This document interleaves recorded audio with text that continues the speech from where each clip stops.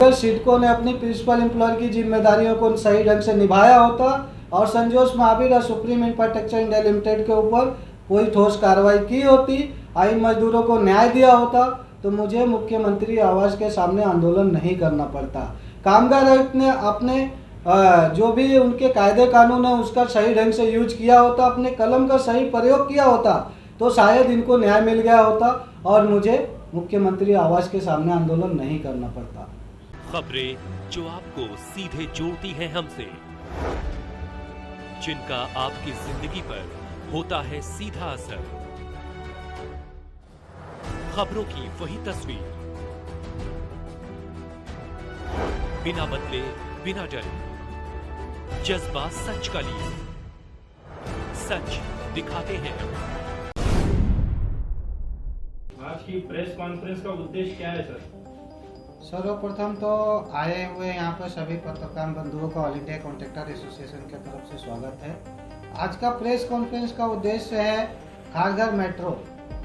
Kharghar metro का जो project है जो सिडको के द्वारा बनाया जा रहा है, उसको लेके जो यहाँ पर जो छोटे 8 वेंडरों का आर्थिक शोषण किया गया और 115 मजदूर कामगार का, उसके उद्देश्य में आज ये प्रेस कॉन्फ्रेंस बुलाई गई है। जैसे कि इससे पहले भी आपने लगातार 2-3 प्रेस कॉन्फ्रेंस किए थे, जिसमें आपने लगातार सिडको के खिलाफ हमला बोला है। प्रेस कॉन्फ्रेंस करते हुए उनकी छवि कहीं ना कहीं दिखाने की कोशिश किया है, तो इस विषय में क्या कोई सुनवाई हुई है? तभी नहीं, हमारी इससे पहले भी जो प्रेस कॉन्फ्रेंस के माध्यम से हमने जो बताया था मीडिया को, उस पर कानूनी प्रक्रिया पर कोई भी कार्रवाई नहीं की गई है CIDCO supreme infrastructure India limited के ऊपर, क्योंकि कहीं मुझे ऐसा लग रहा है कि प्रशासन उनको संरक्षण दे रही है और ये लोगों का आर्थिक शोषण करते जा रहे हैं। जबकि हमने सारे एविडेंस दिए थे कि इस मेट्रो प्रोजेक्ट पे ऑलरेडी फ्रॉड हुआ है, पेपर वर्क का फ्रॉड हुआ है, जो कि सिडको बोलती है कि हमने संजोष महावीर को काम दिया था, हम सुप्रीम इंफ्रास्ट्रक्चर इंडिया लिमिटेड को नहीं जानते हैं। जो कि सिडको ये बात बोलती है, फिर भी हमने सिडको को एविडेंस दिए कि भाई संजोष महावीर जो भी आपने काम दिया था, वो कंपनी आपके मेट्रो स्टेशन पे काम कहाँ कर रही थी। जो कंपनी काम कर रही थी वो सुप्रीम इंफ्रास्ट्रक्चर इंडिया लिमिटेड है, जो पेपर में भी मैंने उनको दिखा दिया, क्योंकि उनको पेमेंट संजोष महावीर के अकाउंट से दिया गया है जो वेंडर काम किए हैं, और उनको work order supreme infrastructure India limited के नाम से दिया गया है। तो ये कहीं ना कहीं पेपर वर्क में बहुत बड़ा फ्रॉड है, ये बहुत बड़ा चीट है, और इस पर सिडको ये चीज़ मानने को तैयार नहीं है। वो खाली तानाशाही कर रही है कि हम उनको नहीं जानते, हम लोग नहीं जानते। तो जो प्रिंसिपल एम्प्लॉयर की जवाबदारी है, कहीं ना कहीं वो सिडको स्वीकारने से इनकार कर रही है। जैसा कि आपने 26 जनवरी को मुख्यमंत्री निवास स्थान पर धरना प्रदर्शन का आह्वान किया है, तो मुख्यमंत्री निवास स्थान ही क्यों आपने चुना? आपकी बात बिल्कुल सही है, क्योंकि मैंने इसके लिए चुना है कि मैं आज गए कुछ महीनों से मुख्यमंत्री साहब के साथ में फॉलोअप में हूँ। फॉलोअप में इसलिए हूँ क्योंकि सारे प्रशासन जो भी यहाँ के मुंबई नवी मुंबई के शासन प्रशासन है, उनसे न्याय मांग के हम लोग थक गए अपनी संसद के माध्यम से। इसके लिए मैंने मुख्यमंत्री साहब के साथ पत्र व्यवहार किया है। पत्र व्यवहार करने के बावजूद हमको उनकी तरफ से एक मेल आया था। उनकी तरफ से मेल आता है कि हमने आपका ईमेल प्राप्त हुआ और पूरी कार्रवाई हम गृह अपर सचिव और कामगार अपील सचिव को फॉरवर्ड कर रहे हैं, जिनमें उनका कॉन्टैक्ट नंबर भी दिया गया है। कॉन्टैक्ट नंबर भी दिया गया, हमने वो कॉन्टैक्ट को संपर्क किया तो बोलते हैं हमारे टेबल पे ऐसा कोई मैटर आया ही नहीं। इसके लिए मैंने वापस फिर से मुख्यमंत्री कार्यालय में पत्र व्यवहार किया है, और आंदोलन करने का हमारा उद्देश्य ये है कि शायद माननीय मुख्यमंत्री साहब के तरफ से जो ऑर्डर दिए गए थे गृह अपर सचिव और कामगार अपर सचिव के तरफ के पास, उस ऑर्डर पे अगर कोई ठोस कार्रवाई सिडको और सुप्रीम इंफ्रास्ट्रक्चर इंडिया लिमिटेड के ऊपर की गई होती तो शायद आंदोलन नहीं करना पड़ता। शायद आंदोलन नहीं करना पड़ता, क्योंकि अगर गृह सचिव और कामगार अपर सचिव के तरफ से कामगार आयुक्त कार्यालय के ऊपर कोई भी ठोस कार्रवाई की गई होती तो शायद मुझे आंदोलन नहीं करना पड़ता।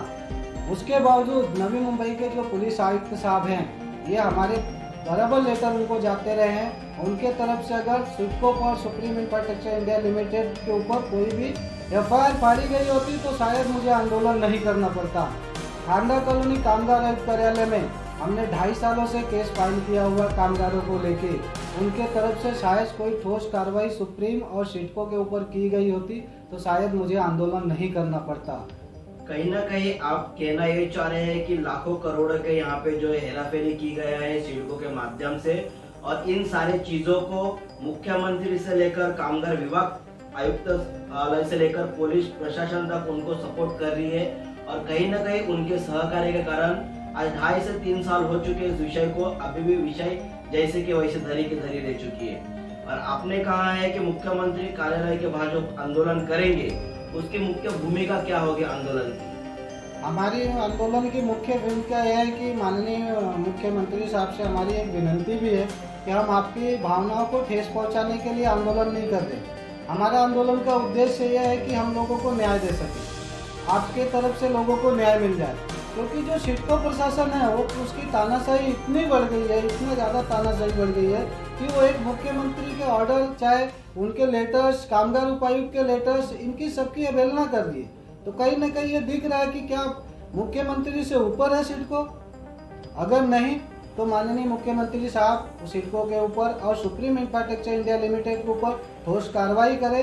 इन मजदूर कामगारों 115 मजदूर कामगार हैं जो कि 8 छोटे वेंडर्स हैं, उनको एक तरह से न्याय दें। जैसे कि आपने प्रेस नोट में कहा है कि कई बार कामगार विभाग जो पनवेल का आयुक्तालय है वहाँ पे कई बार सिडको की बैठक हुई है आपके विषय को लेकर, क्या उस बैठक में किसी प्रकार की सकारात्मक निर्णय उनके ओर से लिया गया था?